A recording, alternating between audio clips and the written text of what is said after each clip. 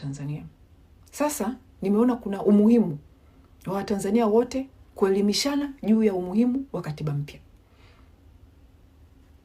Kama jinsi tulivyoelimishana kipindi cha uchafuzi, maana sio uchaguzi, uchafuzi, tulivyoelimishana juu ya no reforms no election, tulivyoelimishana juu ya umuhimu wa maandamano, inabidi pia tuelimishane juu ya umuhimu wa katiba mpya, ili watu waache kudai kero kero za maji, waache kudai sijui kero za elimu, sijui kero za nini.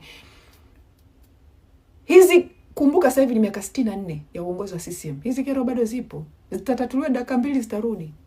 Kwa hiyo kudai mabadiliko ya hizi kero hayatoleta change zozote. Tunasema katiba mpya kwa sababu hizi kero zote, kero ya elimu, kwa sababu elimu Tanzania sasa hivi ni zero. Yaani kama huna hela kumpeka mtoto wako private school, elimu bure Tanzania ni sawa sana mtoto wako asomi, ni zero. Sasa hivi the last 10 years elimu Tanzania imekuwa inashuka, lakini the last 4 ndo kabisa imeshuka. Huduma za afya, sijui hakuna dawa, kero za rushwa, kero za ufisadi, maji hamna. Na kama sasa hivi yani kuna hii kero ya historia, yani kwamba ni kihistoria kwamba wanafunzi wamekosa mikopo, okay? Mikopo ya kwenda chuo kikuu. Hizi kero zote ziko ndani ya katiba mpya. Zinakuwa solved na katiba mpya. Why am I saying that?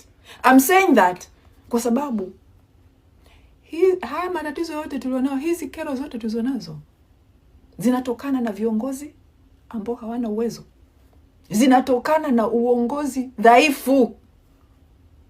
Kero zote tulizonazo zinatokana na uongozi wa kurithishana. Sasa hivi Tanzania haina uongozi unaopatikana kwa uwezo wa mtu. Sasa hivi Tanzania uongozi unapatikana kwa wewe umetoka familia gani, una hela kiasi gani kwenye akaunti, au unajuana na nani, au wewe ni ndugu yake rais, au wewe ni chawa. Yaani ndio uongozi uliopo Tanzania sasa hivi.